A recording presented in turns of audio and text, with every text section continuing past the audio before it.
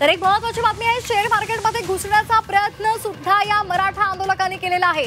आताची महत्त्वाची बातमी, शेअर मार्केटमध्ये घुसण्याचा प्रयत्न मराठा आंदोलकांनी केलेला आहे आणि त्यामुळे आता पोलीस या संदर्भात काय नेमका निर्णय घेतात हे पाहणं महत्त्वाचं ठरणार आहे।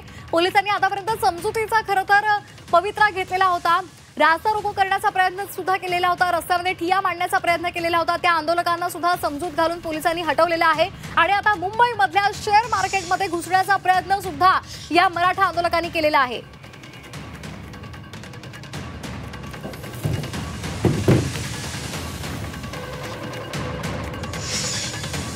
तर या संदर्भात अधिक माहितीसाठी आपण जाणार आहोत आमच्या प्रतिनिधी सीमा आढे। सीमा, आपण पाहतोय आज रस्त्यावर सुद्धा मराठा आंदोलक उतरलेले आहेत, ठिय्या त्यांनी मांडलेला होता आणि आता थेट शेअर मार्केटमध्ये शिरण्याचा त्यांनी प्रयत्न केलेला आहे।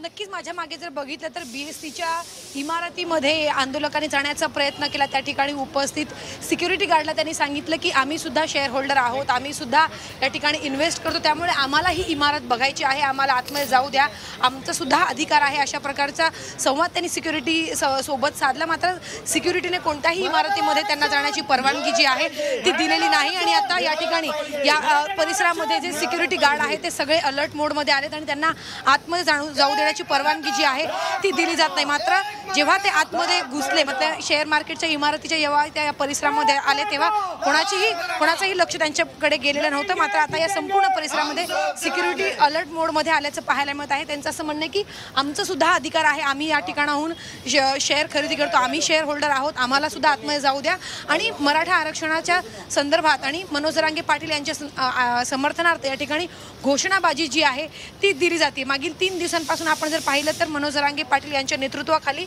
मुंबईतील आझाद मैदानावरती आंदोलन पार पडते, आमरण उपोषणाला सुरुवात झालेली आहे आणि ठिकठिकाणी हे जे आंदोलक आहेत ते आपल्याला जाताना पाहायला मिळत आहे।